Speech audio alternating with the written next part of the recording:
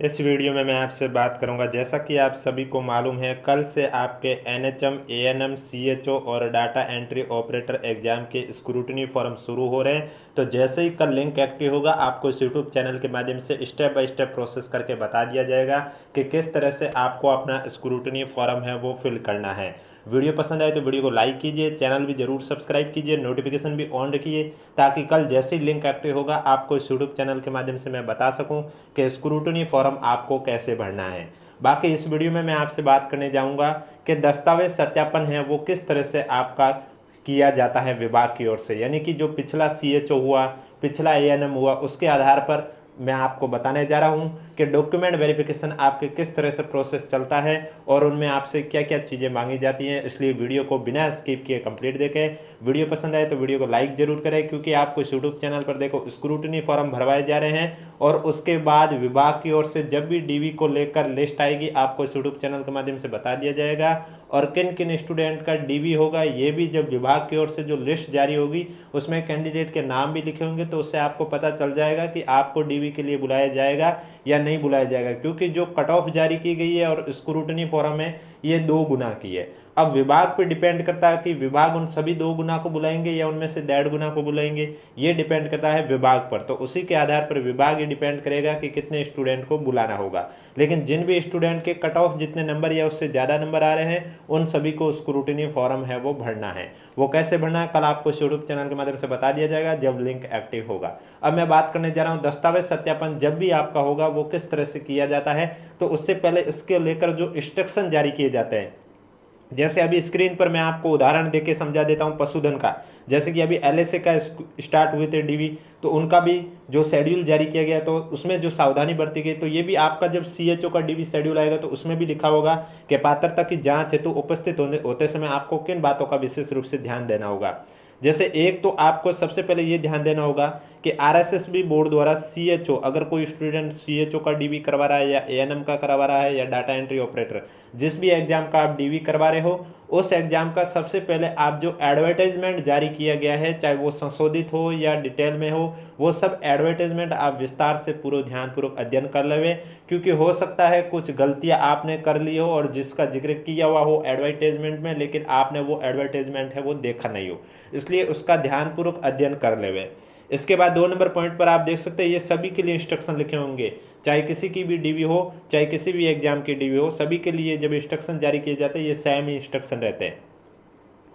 दूसरे number point पर आप देख सकते हैं स्टूडेंट विस्तृत आवेदन सपरिनिरीक्षा फॉर्म, यानी कि स्क्रूटनी फॉर्म में समस्त दस्तावेजों की स्व प्रमाणित प्रति और जमा फीस की प्रति, यानी कि जो आप कल से स्क्रूटनी फॉर्म फिल करोगे, यानी कि 8 नवंबर से 14 नवंबर तक आपका जो स्क्रूटनी फॉर्म भरवाया जा रहा है, तो आपका जब डॉक्यूमेंट वेरिफिकेशन होगा उस समय वो आपको स्क्रूटनी फॉर्म भी लेके जाना होगा। अगर कोई student scrutiny form SSO ID के माध्यम से नहीं फिल कर पाता है तो वो क्या डीवी में नहीं जाएगा? ऐसा बिल्कुल नहीं है, वो भी डीवी में जाएगा। उसकी भी जानकारी इसी वीडियो में आगे दूंगा, इसलिए वीडियो को बिना स्किप किए कंप्लीट देखें। और स्क्रूटनी फॉर्म में जो आप 100 रुपये की फीस जमा करते हो वो भी आपको वहां पर उसकी भी कॉपी लेके जानी है, और समस्त दस्तावेज आपको ओरिजिनल भी लेके जाने हैं और उनके फोटोकॉपी सेट भी लेके जाने हैं। इसके बाद आप देख सकते हैं 3 नंबर पॉइंट पर लिखा हुआ है शैक्षणिक योग्यता, आयु, जाति, मूल निवास, चरित्र, विशेष योग्यजन, विवाह, खेल, सेवारत होने पर सक्षम अधिकारी द्वारा जारी अनापत्ति प्रमाण पत्र, समस्त आवश्यक मूल दस्तावेज और प्रमाण पत्र, यानी कि जो भी आवश्यक प्रमाण पत्र हैं और ओरिजिनल दस्तावेज है, चाहे वो शैक्षणिक योग्यता को लेकर हो, कास्ट सर्टिफिकेट को लेकर हो, मूल निवास प्रमाण पत्र को लेकर हो, चरित्र प्रमाण पत्र को लेकर हो, अगर कोई पीएच कैंडिडेट है तो उसका प्रमाण पत्र को लेकर हो। अब तो आपको मालूम है पीएच कैंडिडेट के लिए यूडीआईडी कार्ड भी कंपलसरी कर दिया गया है, क्योंकि आपने देखा होगा 26 अगस्त या 25 अगस्त के आसपास आरएसएसबी बोर्ड द्वारा नोटिस निकाला गया था और उसमें लिखा हुआ था पीएच कैंडिडेट के 1 नवंबर के बाद किसी भी भर्ती परीक्षा के लिए, चाहे वो आवेदन कर रहे हो या डीवी करवा रहे हो, उसके लिए यूडीआईडी कार्ड या फिर रजिस्ट्रेशन नंबर यूडीआईडी के वो कंपलसरी कर दिए गए। तो पीएच कैंडिडेट को वो भी दिखाना कंपलसरी हो गया। और इसके अलावा आपका जो भी है, अगर कोई खेल कोटे से किसी ने फॉर्म फिल किया तो उसे उसका लाभ चाहिए तो उसका प्रमाण पत्र दिखाना होगा, या फिर कोई परित्यक्ता श्रेणी की महिला है या फिर कोई और जॉब में काम कर रहा हो तो उसको लेकर अनापत्ति प्रमाण पत्र, वो सब आपके जिसके भी जहाँ पर ज़रूरत है वो उन्हें चीज़ दिखानी होगी। और इसके अलावा आपको 2 नवीनतम पासपोर्ट साइज़ फ़ोटो भी लेके जाने होंगे डॉक्यूमेंट वेरिफिकेशन के समय, और वो जो पासपोर्ट साइज़ फ़ोटो है वो आपके लेटेस्ट के ही होने चाहिए, और स्वयं का पहचान पत्र भी आपको लेके जाना होगा।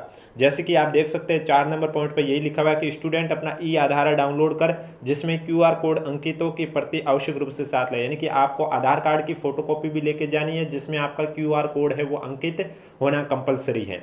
इसके अलावा आप देख सकते हैं विस्तृत आवेदन पत्र के साथ प्रमाण पत्र और दस्तावेजों की सौ प्रमाणित प्रति संलग्न करें, यानी कि आपके जितने भी स्क्रूटिनी फॉर्म है उसके साथ दस्तावेज लेके जा रहे हैं उनके फोटोकॉपी सेट भी आपको साथ में लेके जाने हैं। अब ये पॉइंट आता है नेक्स्ट, जिसमें बताया गया कि अगर आप स्क्रूटिनी फॉर्म नहीं भर पाते हो तब आप क्या कर पाओगे। तो आप देख सकते हैं यहाँ पर लिखा हुआ है जिन स्टूडेंट द्वारा ऑनलाइन विस्तृत आवेदन सह परिनिरीक्षा फॉर्म यानी कि स्क्रूटिनी फॉर्म नहीं भरा गया है वे स्टूडेंट राजस्थान कर्मचारी चयन बोर्ड की वेबसाइट से उक्त फॉर्म डाउनलोड कर प्रिंट लेकर उसमें समुचित प्रविष्टि अगर 100 रुपये के पोस्टल ऑर्डर, और ये 100 रुपये का जो पोस्टल ऑर्डर है ये राजस्थान कर्मचारी चयन बोर्ड सचिव के नाम का होना चाहिए, उसके साथ सभी दस्तावेज हेतु उपस्थित हो। यानी कि अगर आप किसी भी कारणवश टेक्निकल प्रॉब्लम की वजह से या आपके SSO ID लॉगिन नहीं हो रही है, कुछ भी कारण हो जाए जिसके वजह से आप अपना स्क्रूटिनी फॉर्म फिल नहीं कर पाते हो, उस कंडीशन पर कोई बात नहीं, आप राजस्थान कर्मचारी चयन बोर्ड की वेबसाइट पे जाओगे तो वहाँ एक डाउनलोड का ऑप्शन देखने को मिलेगा, वहाँ से आप स्क्रूटिनी फॉर्म का फॉर्मेट भी डाउनलोड कर सकते हो। अगर आपको वहाँ से नहीं मिल रहा है तो कोई बात नहीं, आप हमारा टेलीग्राम चैनल भी चेक कर सकते हो, वहाँ पर आपको मिल जाएगा। फाइल सेक्शन में आप सर्च करोगे स्क्रूटिनी फॉर्म, वहाँ आपको फॉर्मेट मिल जाएगा। तो वहाँ पर जो भी प्रविष्टियाँ पूछेगी वो सभी प्रविष्टियाँ आपको लिखनी होगी, और 100 रुपये का पोस्टल ऑर्डर के साथ आपको दस्तावेज सत्यापन हेतु उपस्थित होना होगा। और जो 100 रुपये का पोस्टल ऑर्डर है वो आपके RSSB बोर्ड के जो सचिव है उनके नाम पर होना चाहिए। अब देखो ऑनलाइन भरोगे तब भी आपका 100 रुपये पेमेंट लगेगा, ऑफलाइन भरोगे तब भी आपका 100 रुपये का पेमेंट लगेगा।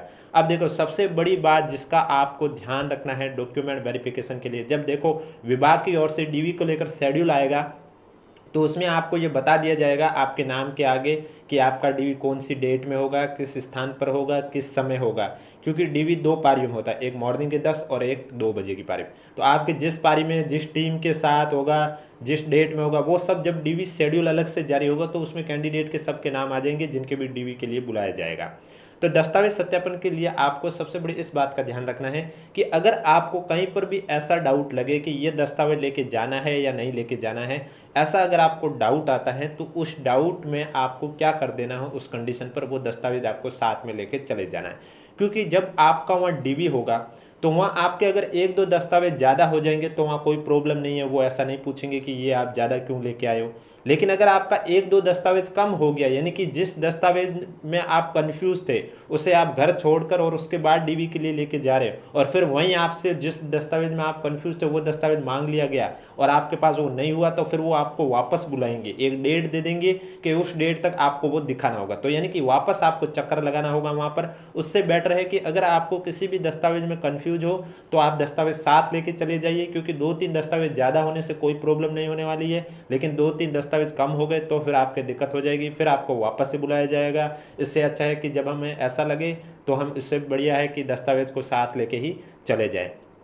और वहाँ पर क्या होगा, आपसे दस्तावेज सत्यापन होगा तो उस समय आपको हर चीज़ जो जो आपने एप्लीकेशन फॉर्म फिल करते समय जिस डाटा का उल्लेख किया है, चाहे वो आपकी कैटेगरी को लेकर हो या आपकी शैक्षणिक योग्यता को लेकर हो या हैंड रिटन नमूने को लेकर हो, वो सब चीज़ वहाँ आपसे मांगी जाती है। यानी कि वो मैं आपको चेकलिस्ट भी बता देता हूँ, जो पिछली बार CHO एग्जाम हुआ था तो उसकी चेकलिस्ट के अनुसार आपको मैं बता देता हूँ कि जो आपके जो लास्ट में चेकलिस्ट बनती है वो किस तरह से बनती है और उसमें कौन कौन से दस्तावेजों का उल्लेख किया गया। इसलिए वीडियो को बिना स्किप किए कंप्लीट देखा, और वीडियो पसंद आ रहा है तो एक बार वीडियो को लाइक जरूर कर लीजिए, चैनल भी जरूर सब्सक्राइब कर लीजिए, क्योंकि कल जैसे ही स्क्रूटनी फॉर्म शुरू होंगे आपको यूट्यूब चैनल के माध्यम से बता दिया जाएगा कि किस तरह से आपको स्क्रूटनी फॉर्म है वो फिल करना है। ये आप स्क्रीन पर देख सकते हैं चेकलिस्ट, और इसकी PDF भी आपको हमारे टेलीग्राम चैनल पर देखने को मिल जाएगी। ये जो लास्ट CHO की DV हुई थी उसके अकॉर्डिंग ही मैं आपको बता रहा हूँ। तो ये जब आपको चेकलिस्ट मिलेगी तो इसमें आपको यहाँ पर टीम नंबर, देखो अभी आपको नहीं पता आपकी टीम नंबर क्या है, लेकिन जब आपका DV शेड्यूल आएगा तो उसमें लिखा होगा आपका टीम नंबर कौन सा है, आपका DV कब होगा, किस समय होगा, कहाँ पर होगा। तो वहाँ पर आपका जो टीम नंबर लिखा होगा वही आपको यहाँ टीम नंबर लिखना होगा। उसके बाद जिस डेट में आपको बुलाया गया वो डेट लिखनी होती है। इसके बाद यहाँ कैंडिडेट की डिटेल लिखनी होती है, जिसमें सबसे पहले कैंडिडेट के एप्लीकेशन नंबर लिखने होते हैं। अगर कोई कैंडिडेट कह दे कि मेरे पास CHO का फॉर्म नहीं है, मैं एप्लीकेशन नंबर कहाँ से लाऊँ, अभी मिल नहीं रहे हैं, तो मैं क्या लिखूँ, तो इस कंडीशन पर आपको कुछ नहीं करना है। SSO ID में जाइए, माई रिक्रूटमेंट में जाइए, जितने भी आज तक आपने फॉर्म फिल किए हैं, चाहे वो RPSC के हो या RSSB के हो, वहाँ आपके सामने हिस्ट्री होगी, और वहीं आप चाहे GNM का करवा रहे हो, CHO का करा रहे हैं, ANM का, जिसका भी DV हो रहा है, उस एग्जाम के नाम के सामने आपको व्यू एप्लीकेशन का ऑप्शन देखने को मिलेगा। वहाँ पर क्लिक कर देना, आपके सामने फॉर्म ओपन हो जाएगा, और फॉर्म ओपन होने के बाद वहाँ से आप एप्लीकेशन नंबर नोट कर सकते हैं। इसके बाद आपके एग्जाम के जो रोल नंबर है वो आपके एडमिट कार्ड के ऊपर लिखे होंगे, वहाँ से आप अपने रोल नंबर लिख सकते हैं। इसके बाद आपको अपना नाम लिखना होगा, जो कि आपने फॉर्म के अंदर लिखा है। फॉर्म के अंदर जो डेट ऑफ बर्थ है वो लिखनी होगी, और जब आपने फॉर्म फिल किया होगा तो वहाँ आपने जब डेट ऑफ बर्थ लिखी तो उसके आगे ऑटोमेटिक आपकी एज, मंथ, ईयर, ये तीनों चीज़ लिखी हुई आएगी, तो वो चीज़ आपको यहाँ पर लिखनी होगी। यानी कि जो एडवर्टीजमेंट है उसके अकॉर्डिंग आपको यहाँ पर एज वो लिखी होगी, वो लिखना है। इसके बाद आपका जेंडर कौन सा वो लिखना है, और आपकी कैटेगरी कौन सी है वो लिखनी है। अब देखो यहाँ पर चेकलिस्ट में ये इसलिए दी जाती है ताकि आपने जो जो दस्तावेज दिखाए हैं उसमें यस या नो किया जाता है। यानी कि अगर किसी दस्तावेज में आपके सामने नो आ गया तो उस कंडीशन पर आपको वापस से बुलाया जाएगा, क्योंकि वो दस्तावेज आपने दिखाया नहीं, और यस हो गया इसका मतलब वो दस्तावेज आपका चेक हो चुका है। तो यहाँ पर क्या होता है, सेकेंडरी, हाई स्कूल, मैट्रिक यानी कि 10th क्लास के डॉक्यूमेंट देखे जाते हैं। अब किसी किसी के क्या होता है, 10th क्लास की अंक तालिका प्रमाण पत्र अलग अलग होते हैं, तो किसी के एक ही होते हैं। तो जिनके अलग अलग होते हैं उनको वो दोनों दिखाने होते हैं DV के समय, और जिनके एक ही होता है तो फिर उन्हें वो एक ही चीज़ दिखानी होती है। सभी दस्तावेज आपको ओरिजिनल भी दिखाने होंगे और उनके फोटोकॉपी सेट भी दिखाने होंगे। इसके बाद आपको 12th क्लास की भी इसी तरह अंक तालिका प्रमाण पत्र। उसके बाद आपको ग्रेजुएशन, और अगर आपने फॉर्म फिल करते समय पोस्ट ग्रेजुएशन का भी जिक्र किया है तो उसके भी आपको दिखाने होंगे। और यहाँ पर आपके देख सकते हैं प्रमाण पत्र उपाधि लिखा हुआ है। तो यानी कि यहाँ पर जो स्टार्टिंग के 4 पॉइंट हैं ये आपके 10th और 12th के बारे में बात की जा रही है, अंक तालिका और प्रमाण पत्र के बारे में। जो कि मैंने अभी कहा, किसी के अंक तालिका अलग है, प्रमाण पत्र अलग है। अब देखो आपके ग्रेजुएशन आपने जहाँ से भी की है, चाहे वो आपके GNM कोर्स किया हो, BSc नर्सिंग किया हो, पोस्ट बेसिक किया हो, BAMS किया हो या CCH किया, जिससे भी किया हो, जो भी किया हो, उसकी अंक तालिका आपको दिखानी होगी। यानी कि अगर आपने ग्रेजुएशन में अगर आपके 6 सेमेस्टर थे तो आपको 6 के 6 सेमेस्टर की अंक तालिका क्रम से लेके जाना होगा। अगर 4 थे तो जितने भी जिसके जितने सेमेस्टर थे उस सेमेस्टर के अकॉर्डिंग आपको सभी सेमेस्टर की अंक तालिका दिखानी होगी, और उनके प्रमाण पत्र भी दिखाने होंगे, यानी कि डिग्री भी दिखानी होगी ग्रेजुएशन की। इसके अलावा ब्रिज कोर्स का प्रमाण पत्र, उसकी अंक तालिका या प्रिंसिपल द्वारा जारी प्रमाण पत्र जो भी है वो आपको चीज़ दिखानी होगी। इसके बाद आता है जाति प्रमाण पत्र। जाति प्रमाण पत्र भी आपको दिखाना होगा, तभी आपको अपनी कैटेगरी का लाभ मिलेगा।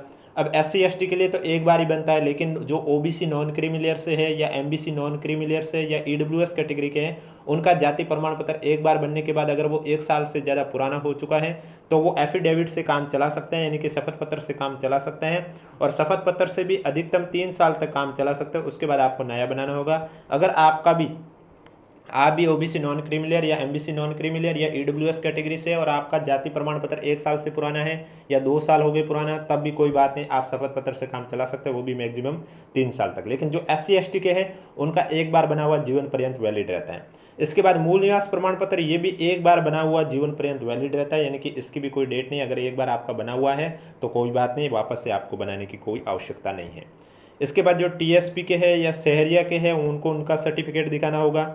उसके बाद चरित्र प्रमाण पत्र, अब आपको मैंने पहले भी कहा था चरित्र प्रमाण पत्र टोटल आपके 3 बनेंगे, जिसमें से 2 तो आपके अलग अलग राजपत्रित अधिकारियों द्वारा जारी किए होने चाहिए, और एक आपका जो है वहाँ आपने जहाँ से भी अंतिम शिक्षा प्राप्त की है वहाँ का चरित्र प्रमाण पत्र आपका होना चाहिए। इसके बाद देखो विवाह प्रमाण पत्र। अब देखो 2006 के बाद में जिनका भी विवाह हुआ वो तो मैरिज सर्टिफिकेट दिखाएंगे, लेकिन जिनका भी इनसे पहले हुआ तो उनका भी फॉर्मेट आपका जब DV शेड्यूल आएगा ना उसमें देखने को मिल जाएगा, तो उस फॉर्मेट के अकॉर्डिंग आपको वहाँ पर डाटा सब फिल करना होता है। ये जो मैं आपको चेकलिस्ट बता रहा हूँ ये DV के समय की है। इसके बाद आपको नंबर ऑफ लिविंग चाइल्ड लिखना होता है 1 जून 2002 के बाद, और 1 जून 2002 से पहले और 1 जून 2002 के बाद आपके बच्चों की संख्या जो भी है वो आपको लिखना होता है। चाइल्ड डिक्लेरेशन का शपथ पत्र भी लिखवाया जाता है। इसके बाद तलाक, डिग्री, विधवा या स्पोर्ट्स, विकलांग, भूतपूर्व सैनिक, जिनका भी जो प्रमाण पत्र है वो उनको प्रस्तुत करना है। यानी कि आपने फॉर्म फिल करते समय इनमें से जिस भी कैटेगरी को चुना है उस कैटेगरी का आपको प्रमाण पत्र भी प्रस्तुत करना होता है। इसके बाद अटेस्टेशन फॉर्म। देखो अटेस्टेशन फॉर्म आपके DV के समय आपको अटेस्टेशन फॉर्म जमा करवाया जाता है, लेकिन जो अटेस्टेशन फॉर्म है जब पुलिस डिपार्टमेंट यानी कि आपके DV के बाद पुलिस डिपार्टमेंट द्वारा वेरिफिकेशन किया जाता है उस समय आपके अटेस्टेशन फॉर्म की ज़रूरत होती है। इसके बाद आप देख सकते हैं हैंड रिटन नमूना। हैंड रिटन नमूना आपको मैंने पहले भी बताया है, इंग्लिश और हिंदी में दोनों में लिखा जाता है। उसके नीचे आपको अपना साइन करना होता है, जिसमें आपका एप्लीकेशन नंबर, नाम, पिता का नंबर, पिता के नाम, रोल नंबर, ये सब चीज़ आपको लिखनी होती है। जैसे कि आपने SSO ID के माध्यम से OTR अपडेट करते समय किया था, ठीक वैसे ही। इसके बाद कूट रचित सम्मति, यानी कि आपके सभी दस्तावेज सही है, कोई भी दस्तावेज अगर जाली पाया जाता है, फर्जी पाया जाता है, तो आपके विरुद्ध कार्रवाई की जा सकती है। इसको लेकर आपसे शपथ पत्र लिखवाया जाता है, वो भी दिखाने होते हैं। इसके बाद अगर आपका कास्ट सर्टिफिकेट, अगर आप OBC non creamy layer, MBC non creamy layer या EWS से हो और आपका कास्ट सर्टिफिकेट 1 साल से ज़्यादा पुराना है, तो उस कंडीशन पर आपको जाति शपथ पत्र भी दिखाना होता है। इसके बाद RNC सर्टिफिकेट या अन्य रजिस्ट्रेशन प्रमाण पत्र जो भी है वो चीज़ आपको दिखानी होती है। और लास्ट में उसके बाद आपके जो भी अन्य प्रमाण पत्र है जो कि आपके पास है और आपने उनका उल्लेख जिक्र किया है एप्लीकेशन फॉर्म के समय, वो जो भी अन्य प्रमाण पत्र है वो सब चीज़ उसके बाद आपको दिखानी होती है। तो इस तरह से आपका पूरा DV प्रोसेस होगा।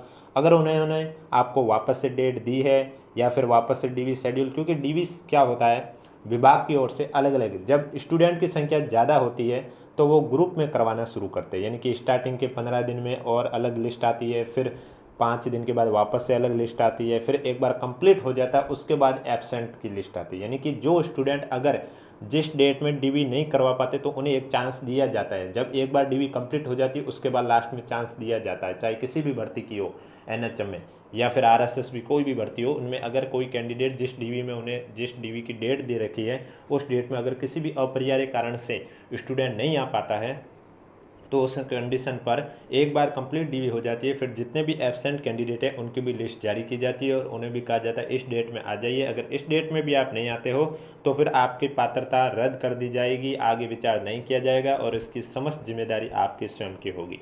अब कोई भी डाउट है तो कमेंट बॉक्स पूछिए। वीडियो पसंद आए तो वीडियो को लाइक कीजिए, चैनल जरूर सब्सक्राइब कीजिए, क्योंकि कल जैसे स्क्रूटिनी फॉरम का लिंक एक्टिव होगा आपको इस यूट्यूब चैनल के माध्यम से बता दिया जाएगा। और जो शेष रिजल्ट है आपके लैब टेक्नीशियन का हुआ, फार्मासिस्टेंट का हुआ, केयर नर्स का हुआ है और GNM का हुआ यानी कि संविदा नर्स, ये रिजल्ट आपको 11 नवंबर को देखने को मिलेंगे।